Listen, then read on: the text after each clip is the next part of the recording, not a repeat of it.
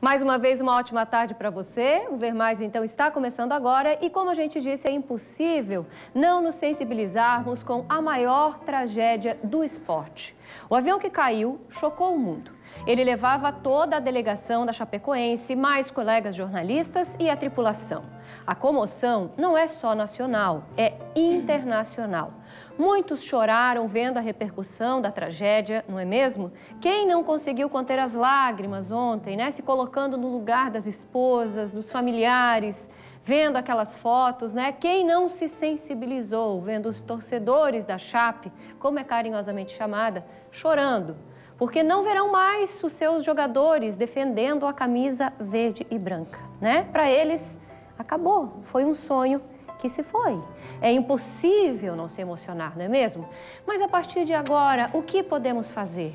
Como podemos superar esse momento de perda? E mais ainda, como podemos auxiliar as pessoas que passam por isso, né? Como que nós podemos acalmar esses corações nesses momentos de dor? É justamente sobre isso que nós vamos conversar com a doutora e psicóloga Giovana Delvan Stuller, que é também professora de psicologia da Univale aqui de Itajaí. Boa tarde, doutora Giovana, como vai? Boa tarde, tudo bem? Obrigada por estar conosco, né? Infelizmente, para a gente tratar de um tema tão delicado, mas o Ver Mais não poderia ficar de fora desse assunto, até porque muitas pessoas até hoje, até agora, esse momento, olham, choram, se emocionam. E tem também aqueles próximos, e tem também aqueles casos que, tirando a Chapecoense, acontece com famílias diariamente, ou seja, no dia a dia. O que fazer nessa hora, professora? O que dizer, o que fazer para tentar acalmar o coração? Eu acho importante, primeiro, a gente conversar um pouco a respeito sobre a morte, né? Então, é o momento que estamos vivendo a morte de alguém. Embora muitas pessoas sequer estivessem próximos desses jogadores, de toda a delegação, dos repórteres, tripulantes, mas a gente passa a sentir como se eles fossem muito próximos de nós. Quando a gente fala de morte, é difícil a gente falar assim, vamos nos preparar para a morte. O ser humano, ele acha que se pudesse escolher, ele viveria eternamente.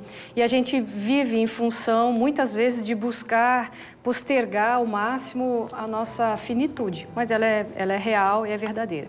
Quando ocorre morte, nessa circunstância, uma tragédia, um acidente, os garotos estavam indo para tentar, então, buscar um título, isso torna ainda mais difícil da gente acreditar.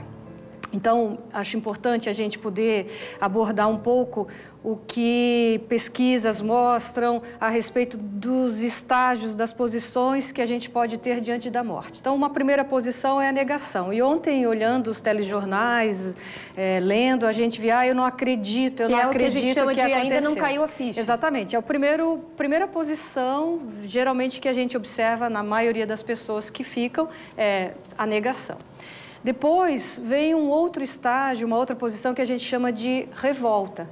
Por que a nossa Chape? Por que o nosso garoto? Por que fulano? Ele era tão bom, tanta gente ruim, tanta gente... Por que justo agora? Por que tão jovens? Agora? Por que isso? A gente ia conquistar, a gente estava prestes a conquistar, e mesmo que não conquistasse, mas já eram campeões por toda a trajetória que vinham fazendo.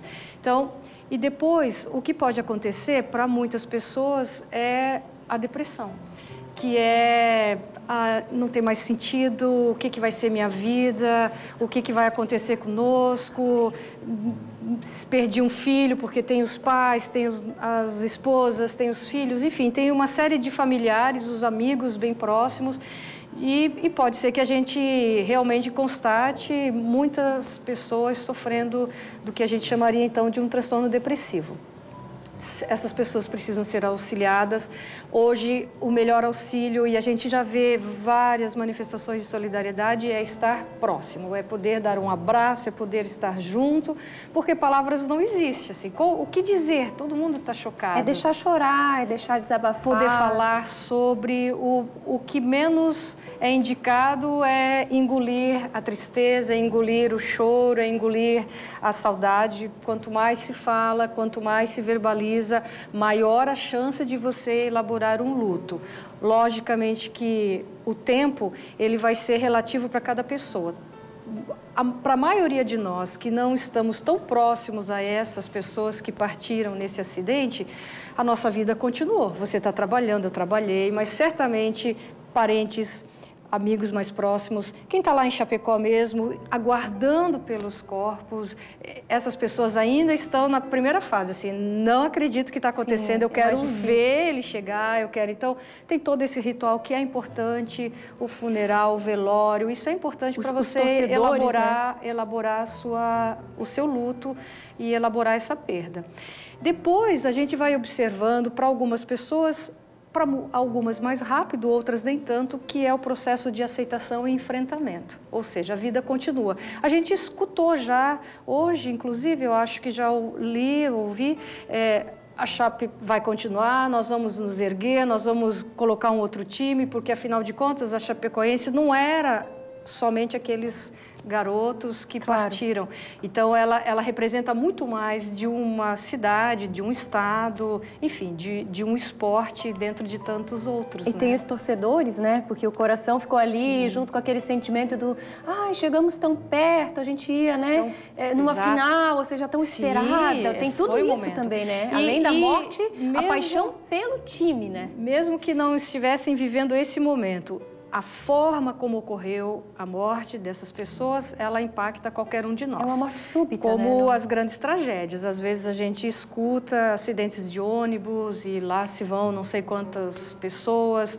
O naufrágio dos nossos pescadores há meses atrás. Então, esse tipo de morte, que é uma morte não planejada, que é uma morte não esperada, ela realmente provoca em nós essa negação e depois a revolta. Claro.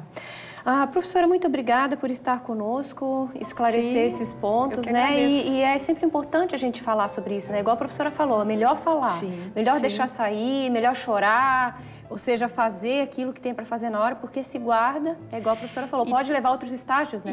Como a depressão, ou seja, uma tristeza. E essas manifestações todas, como ontem lá no estádio da Chapecoense, a vigília, o momento de silêncio, as orações, os dar as mãos, isso tudo faz parte de um ritual de despedida e ele é necessário para que você comece a elaborar a ausência daquela pessoa que não vai voltar, o vazio, os sonhos, porque com esses meninos, com essa delegação, não foram só as pessoas que partiram, foram os sonhos de muitas pessoas que estavam em torno deles e dessa conquista. Obrigada, professora. Eu que agradeço. Bom retorno para a Univale. Obrigada pelos esclarecimentos e seja sempre bem-vinda ao Ver Mais. Tá certo, muito obrigada.